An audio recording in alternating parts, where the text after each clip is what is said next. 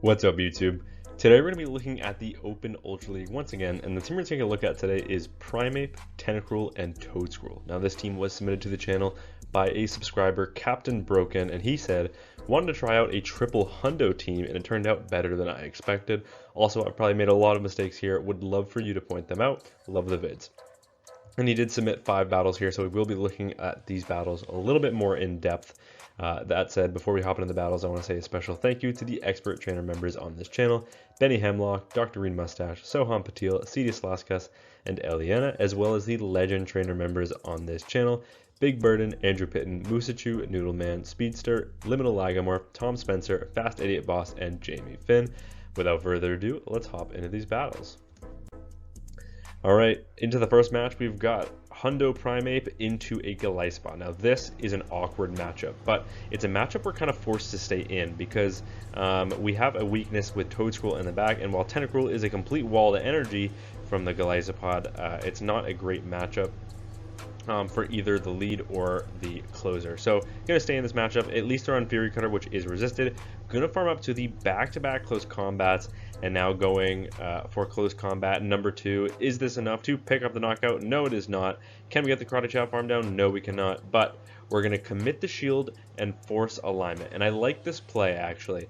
When I was first watching this battle for the first time, I was like, I would have gone maybe Rage Fist first and then the close combat, but the more I look at this play, I actually think this was the right way to go.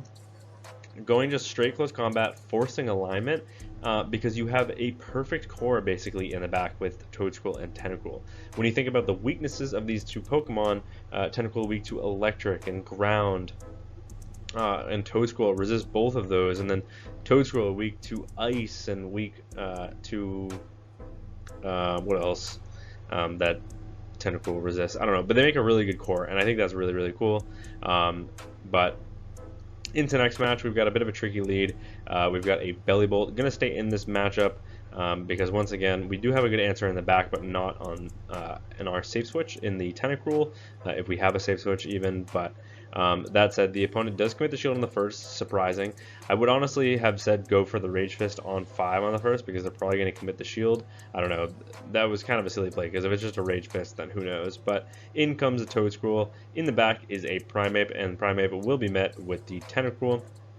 Tentacruel, of course, as a poison, resisting the Karate Chops, and resisting the close combat plus Ice Punch, so the opponent is forced to go straight Rage Fist in this matchup. They do have a pretty significant pacing advantage, but that really doesn't matter because these Rage Fists just do absolutely nothing to the Tentacruel. We can even overfarm in this matchup and now look to pick up the knockout with the Scald. Is Scald enough to pick up the knockout from this range? It is. Back in comes the Bellibolt. Can we get the full farm down? No, but we are going to commit the shield, and I like this play because we don't quite know what is in the back, but now going to pivot into the TOEDSCRUEL, and in the back is a Virizion. Now Virizion, of course, resisting the Mud Slaps and the Seed Bomb, so we're going to be forced to basically just go straight wrap here, lower the opponent's defense, at least hit them with some neutral coverage, and the worst that they can hit us with is Leaf Blade, and that is exactly what the opponent's going to go for.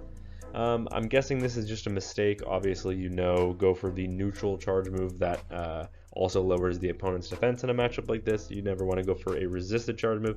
Despite Seed Bomb being stab, it just doesn't make up the difference. Back in comes the Tentacruel, now trying to snipe with a Scald. It's not going to be enough to KO from this range, but we do grab a shield from the opponent, and the opponent banks some energy, comes in with a Bellibolt for some reason, only to get farmed down, and now the Virizion will resign the match, and you are able to take that win. Into next match. Decent lead. We've got Primeape into Scizor. Of course, these bullet punches are going to really add up. However, Night Slash is resisted, so they're going to be forced to build up to the Trailblaze here. This time we're going straight Rage Fist, and the opponent is actually going to pivot out of this matchup into Regidrago after taking that Rage Fist, and now they're going to be met with a close combat because we do not have a good response. In comes the Tentacruel, we grab that shield, and now we can probably just commit to a Blizzard. They can connect with a Dragon Energy here, but we are just going to let this go. Dragon Energy will connect. That does some pretty significant damage to the Tentacruel. Can we get to the Blizzard before they make it to another charge move? No, we cannot, but this is only enough for a Breaking Split. We should be able to live this. It will put us deep into the red health range. They get the Dragon Breath through, but not before we get to the Blizzard. Are they willing to commit the double shield? No, they're not. They're going to let that go. That picks up the knockout, but they get extra farm on the Scizor. And now this could be tricky. Instead, going to come in with the TOEDSCRUEL. Just going to look for a full farm down here. Probably gonna, yeah, no shield the first and then shield everything after. They just go for the Night Slash. They get the boost, so that is a huge no shield because now we definitely want to be committing shields on these. Bullet punches will start adding up, and these Night Slashes would do massive damage. Gonna look for the full farm down. Now, what is in the back? It's a Lapras. Lapras will be met with the Seed Bomb, but the opponent will just resign the match, and you are able to take that win. Into the next match, we've got Primeape into Piloswine. Okay, fantastic lead and some very cool spice from the opponent. They end up coming in with a Gastrodon, and Gastrodon is met with a hard answer in TOEDSCRUEL. TOEDSCRUEL absolutely shuts down Gastrodon. This is a very dominant matchup. Body Slam does very little damage. We can overfarm pretty significantly in this matchup. Now I'm going to go for the Seed Bomb, end up throwing on the CMP tie, which is a little bit unfortunate. I would have just farmed up even more or thrown one before they got to this Heart Charge move. I'm curious if Seed Bomb, I mean, it's not a great move if it's enough to pick up the knockout on the Gastrodon here. It actually is. That is double super effective damage. It picks up the knockout. Back in comes the Piloswine. Piloswine, of course, has double super effective Powder Snows and Icicle Spears, but we will be able to get to a Seed Bomb before they're able to get the full farm down. One Seed Bomb connects. Back in comes the Primeape. This is going to hurt, so yeah, going to commit the shield here. It could be an Avalanche too if they're running it. No, it is just the Icicle Spear. Going to look for the full farm down. Of course, not going to get there before the opponent makes another charge move, so just going to throw the Rage Fist on the CMP tie. Rage Fist does grab a shield from the opponent, so that is curious. Are they weak to the Primeape in the back? Going to commit the double shield. We've already boosted our attack twice, and it is a Heliolisk in the back, so absolutely huge read. And this close combat will do massive damage. Of course, the opponent will commit the shield, and now in comes the Tentacruel. Now, where this gets tricky is Parabolic Charge can raise their defense, and it is super effective damage. And that's exactly what's going to come through. Can we get to a charge move before they get to Parabolic Charge number 2? We can. That is absolutely massive. This still should be enough to pick up the knockout because Heliolisk is very glassy. Back in comes the Piloswine, and it's the battle of the resisted fast moves. The opponent resigns the match, and you are able to take that win. Into the next match, Guzzlord on the lead. This is a fantastic lead, weak to the Karate Chops because of the dark typing. They're actually going to stay in this matchup. That is really nice for you. They throw on 4. At worst, this could be a Dragon Claw, but you are going to commit the shield. Dragon Claw does come through as they throw on alignment, and now we will be able to get to... okay, so obviously you should never be throwing on 3 there because that lets an entire Dragon Tail in for free. Instead, you want to go for 4 Karate Chops because they're not going to outpace you. It's straight 4, I believe, to Dragon Claw with Dragon Tail, at least in the current season. That will be adjusted next season. So you can actually go 4 Karate Chops and the move, grab the shield, and then go 1 Karate Chop and the move, and still outpace 2 back-to-back before they get to back-to-back, and actually still grab 2 shields, whereas now you're lowering your defense and throwing on alignment, which means this next Dragon Tail that's going to sneak is going to do even more damage. But here comes the close combat. Close combat actually just picks up the knockout, so that Dragon Tail actually doesn't even register, and in comes a Nidoqueen. We actually pivot into our Tentacruel, and we actually bait out a Steelix. Steelix to be met with the Scald, and unfortunately this is actually not the alignment that we would have wanted. It would have been nice to have the TOEDSCRUEL on the Steelix and the Tentacruel at, I guess, on the Nidoqueen. Nidoqueen is actually a pretty tricky Pokemon for this team.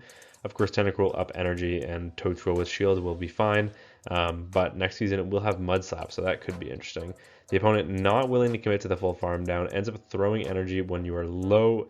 Would not make a charge move. Psychic Fangs does pick up the knockout. Just going to come in with the Primeape here. Going to go for a close combat. The opponent catches the close combat onto the Nidoqueen, but this will still do some solid chip. Yeah, and I would just stay in and go for another close combat. Force them to throw their energy. No, instead going to go for the catch of the Poison Fang onto the TOEDSCRUEL, and I guess that's actually a really nice play because yes, this lowers your defense, but now you have the ability to reset this lowering of the defense later.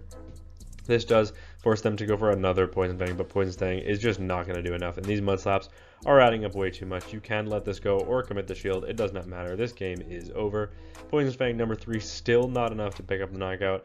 Back in comes the Steelix. Steelix will be met with the Seed Bomb, and of course Seed Bomb is neutral damage. The opponent will commit the shield. Back in comes the Primeape. Primeape now going to go for the close combat. Close combat will be able to easily one-shot the Steelix from this range. Back in comes the Nidoqueen. Nidoqueen gets Karate Chop farm down, and you are able to take that win. But yeah, kind of a shorter video today. I'm basically just going through all of my submissions. This was the last submission I had for the season. And I believe we're basically just going to be focused on entirely the next season and move updates and more stuff like that. Maybe I'll do a stream highlights from my viewer battles where I was doing push-ups and stuff live on stream. But if I don't, then just look forward to next season content. But yeah, that's going to be it for me from this video. Honestly, I was pretty happy with the gameplay in these battles, at least. 2500 I don't think accurately represents the way you played in these matchups. There were a couple times that I definitely have a different play style and would have played a little bit differently, like the Golisopod matchup, or I can't remember. There's another instance where I was like, okay, I would have played this a little bit differently. Oh, I think it was the Bellibolt matchup, because I would have tried to throw a charge move before they got the parabolic charge off. But yeah, just a couple things like that. Otherwise, throwing on alignment, of course, that one time, not great, but easy things that you can work on, and overall your like standards are very solid. So that's going to be it for me from this video. Thank you all so much for watching, and until next time, peace.